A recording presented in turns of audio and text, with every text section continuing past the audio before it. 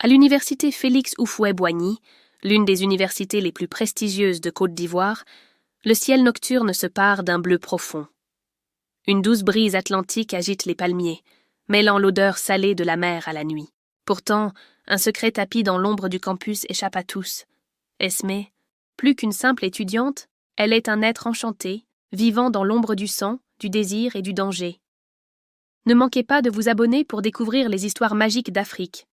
Chaque j'aime et commentaire nous donnera la force sur ce chemin et nous permettra de partager encore plus d'histoires. Pour les hommes, la présence d'Esmé est à la fois un rêve et un cauchemar. Elle se nourrit de sang, mais elle n'a pas besoin de tuer pour étancher sa soif.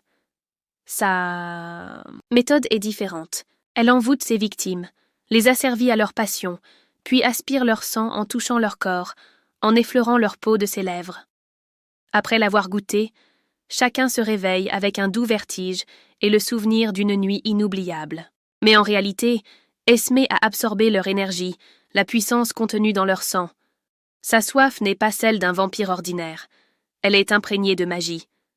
Née si bléquée, elle possède un pouvoir magique ancestral. Une seule goutte de son propre sang amplifie sa force, lui permettant de contrôler l'esprit de ses victimes.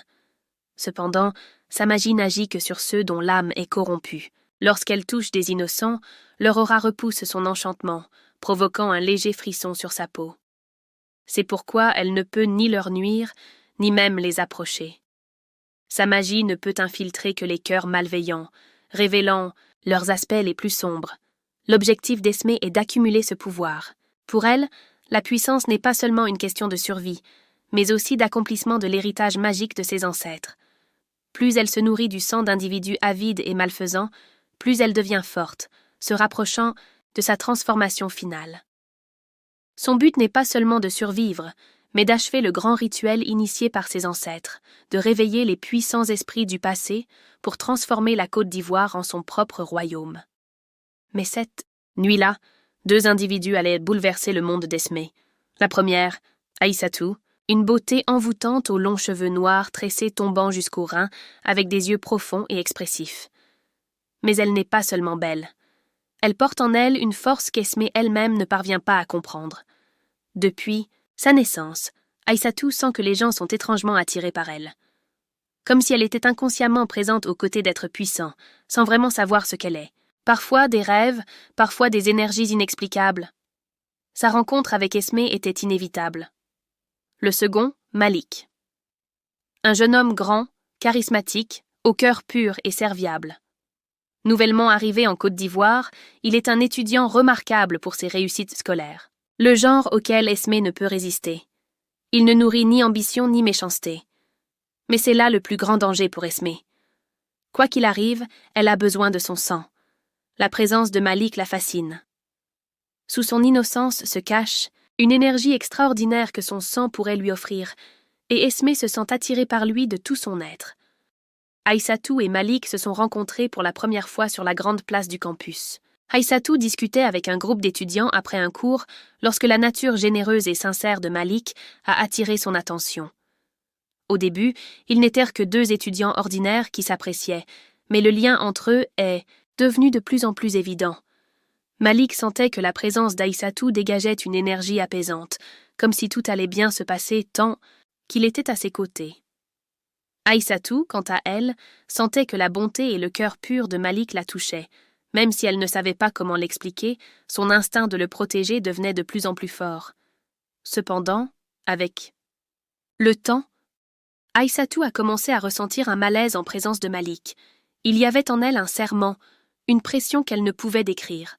La présence d'Esmé enveloppait Malik comme une toile invisible, et Aïssatou le sentait à chaque fois. Au début, elle pensait que c'était simplement de la jalousie, mais ce sentiment était bien plus profond, comme si Malik était entraîné, pas à pas dans les ténèbres. Chaque jour qui passait, le malaise d'Aïssatou grandissait à mesure qu'Esmé se rapprochait de Malik. Parfois, lorsqu'elle les voyait parler, elle avait le souffle coupé. Elle sentait une étrange pression dans sa poitrine. Surtout lorsque Malik regardait longuement Esmé dans les yeux, les signaux d'alarme se mettaient à sonner dans l'esprit d'Aïssatou. Comme si une force essayait de le retenir, sans lui permettre de comprendre ce qui se passait. Chaque fois que ses yeux se posaient sur Malik, elle sentait le lien entre eux se renforcer. Ce n'était pas qu'une simple amitié. C'était comme si le destin les avait unis, mais les avait aussi placés au cœur d'une grande épreuve. Aïssatou savait maintenant que si elle ne faisait rien, Malik tomberait entre les mains d'Esmé. Et ce ne serait pas seulement le début de quelque chose pour lui, mais pour quelque chose de bien plus grand. Maintenant, les fils du destin commençaient à se tisser entre les trois. Esmé allait tout faire pour prendre le sang de Malik. Elle était dans la même classe que lui, suivait le même cours. Esmé guettait toutes les occasions de tromper Malik. Elle attendait le moment idéal pour l'influencer, pour pouvoir toucher son sang. Elle essayait de l'approcher pendant les cours, tissant une toile fascinante avec ses mots. Mais chaque fois qu'elle s'approchait de lui, quelque chose se mettait en travers de son chemin. Aïssatou. Aïssatou sentait la présence d'Esmé autour de Malik plus fort que jamais. Elle savait qu'elle devait l'arrêter, mais elle ne savait pas comment. Mais le destin les a entraînés dans une confrontation inévitable. Un après-midi, dans l'ancienne bibliothèque du campus, Esmé a finalement réussi à surprendre Malik, seul. Sa voix était douce, ses yeux brillaient comme des étoiles dans l'obscurité. « Malik, j'ai tellement entendu parler de toi, tu ne trouves pas que ça fait beaucoup de coïncidences ?» murmura-t-elle. Malik sourit légèrement, mais il ressentit un malaise. Il y avait une profondeur fascinante dans les yeux d'Esmé, mais cette profondeur était aussi effrayante. À ce moment précis, une ombre est apparue à l'entrée de Soundsom, la bibliothèque, Aïssatou. À cet instant, l'air dans la bibliothèque a changé. Une force inexplicable s'est élevée d'Aïssatou. Lorsqu'elle a serré fermement ses mains, Esmé a reculé. Pour la première fois, quelqu'un lui résistait. Pour la première fois, sa magie reculait.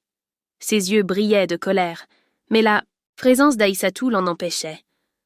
Malik ressentait la tension entre les deux femmes, mais il ne comprenait pas ce qui se passait. « Qu'est-ce qui se passe ici ?» demanda-t-il, d'une voix inquiète. Aïssatou a légèrement touché le bras de Malik et a senti l'ombre d'Esmé. La froideur qui se répandait au bout de ses doigts lui faisait sentir que sa présence était un avertissement contre lui. Par réflexe instinctif, elle essaya de retirer Malik. « Tu ne devrais pas être avec quelqu'un qui va te faire du mal, Malik, » dit-elle, d'un murmure qui ne tremblait pas, mais qui contenait un avertissement. Les yeux d'Esmé se sont rétrécis. Un léger sourire est apparu sur ses lèvres, mais il y avait une ombre derrière ce sourire. « Comme tu es dramatique, Aïssatou, » dit-elle d'un ton calme mais menaçant. « Je ne faisais que discuter. Ou alors tu penses que Malik est trop faible. » Pour prendre ses propres décisions? Malik sentait la tension entre les deux femmes, mais il ne pouvait pas comprendre ce que cela signifiait exactement. Il y avait une attirance inexplicable envers Esmé en lui, mais la présence d'Aïssatou lui donnait un sentiment de confiance, différent. Il tourna les yeux d'Esmé vers Aïssatou. « Qu'est-ce qui se passe ici ?» demanda-t-il, avec une inquiétude indéfinissable dans sa voix. Aïssatou prit une profonde inspiration. « Tu ne le sais pas encore, Malik, mais tu le découvriras bientôt, » dit-elle, sa voix résonnant comme l'écho d'une prophétie. Le visage d'Esmé se durcit. Au fond d'elle, elle savait que cette bataille n'était pas encore terminée. Son chemin ne faisait que commencer. Cette bataille, où l'amour, la magie et le destin se croisent, serait le théâtre d'un aveuglement causé par les désirs et d'un éveil qui naîtrait finalement avec le regret. Malik ne pouvait pas résister à la magie d'Esmé. La passion qui résonnait en lui l'attirait vers elle avec une ardeur qui obscurcissait son esprit. Les touchés et les murmures d'Esmé faisaient fondre la volonté de Malik. Cette nuit-là, à un moment où les étoiles flottaient dans le ciel, Malik se retrouva dans les bras d'Esmé. Mais ce n'était pas seulement une proximité physique. La présence d'Esmé était entourée d'une force qui lui glaçait le sang, mais qui suscitait aussi une étrange chaleur en lui. Ces touchés ne travaillaient pas seulement son corps, mais aussi son âme. À chaque fois qu'Esmé le touchait, un vide grandissait en lui. Ses yeux brillaient, mais elle portait une froide obscurité à l'intérieur. Malik était pris entre plaisir et terreur. Alors qu'Esmé regardait encore plus profondément dans ses yeux, il pensa qu'il n'avait d'autre choix que de se soumettre à elle, mais ce n'était qu'un début. Au fil des jours, Malik commença à être de plus en plus captivé par l'attrait d'Esmé. Chaque moment passé avec elle le faisait se sentir comme dans un tourbillon. Aïssatou, de son côté, sentait cette obscurité et avertissait Malik. « Cette femme va te faire du mal, Malik. supplia-t-elle un jour, lorsqu'ils se rencontrèrent dans l'ombre de la bibliothèque. « Ne vois-tu pas comment elle t'attire à l'intérieur? La lumière dans tes yeux a commencé à s'éteindre. » Mais Malik secoua la tête, incapable d'oublier la chaleur d'Esmé, le désir enchanteur qu'elle lui offrait. « Aïssatou, tu exagères. Esmé ne me fait pas de mal. Elle est juste différente, » dit-il, sa voix vacillant. Il y avait une bataille en lui, mais il ne voulait pas l'accepter. Les yeux d'Aïssatou se remplirent de larmes. « Tu ne m'écoutes pas. Quand comprendras-tu, Malik? »« Quand ?» dit-elle avec douleur. Mais Malik tourna le dos, réprimant la confusion, en lui, et retourna vers Esmé. Le cœur d'Aïssatou se brisait. Que pouvait-elle faire? Il ne suffisait pas de dire qu'elle l'aimait, qu'elle voulait le protéger. Malik devait voir la vérité par lui-même. Cependant, Malik réalisa très vite que le vide en lui grandissait. Même s'il était aux côtés d'Esmé la nuit, il se réveillait le matin avec un regret qui le rongeait. Lorsqu'il regarda son propre reflet, il réalisa que la lumière dans ses yeux s'était vraiment éteinte. Aïssatou avait-elle raison? Alors que le remords commençait à le ronger, il la chercha sur le campus pour trouver Aïssatou. Il la trouva finalement assise dans le coin d'une cour, avec de la tristesse dans les yeux. « Aïssatou, » dit-il, sa voix étant le murmure d'un homme brisé. « J'ai besoin de toi. J'avais tort. Esmé, je ne sais pas ce qu'elle me fait, mais je ne peux pas me libérer d'elle. S'il te plaît, aide-moi. » Aïssatou leva lentement la tête, la douleur dans ses yeux était toujours là. Mais cette fois, une étincelle d'espoir apparut en elle. « Si tu veux vraiment t'échapper, alors tu dois me faire confiance, Malik, » dit-elle lentement. « Mais il ne sera pas si facile de te retirer. Esmé ne te laissera pas partir. Quand elle s'en rendra compte, elle fera tout son possible pour te contrôler complètement. » Malik frissonna. Les paroles d'Aïssatou lui semblaient terriblement réelles. Mais cette fois, il pouvait voir pleinement dans quoi il s'était engagé. « Alors nous devons élaborer un plan contre elle, » dit-il, sa voix tremblante mais déterminée. « Nous devons révéler ce qu'elle est réellement. Nous devons prouver comment elle aspire le sang des gens, comment elle les captive. » Aïssatou inclina légèrement la tête. « Tu sais que si nous faisons cela, nous attirerons aussi sa colère. »« Sur nous, n'est-ce pas?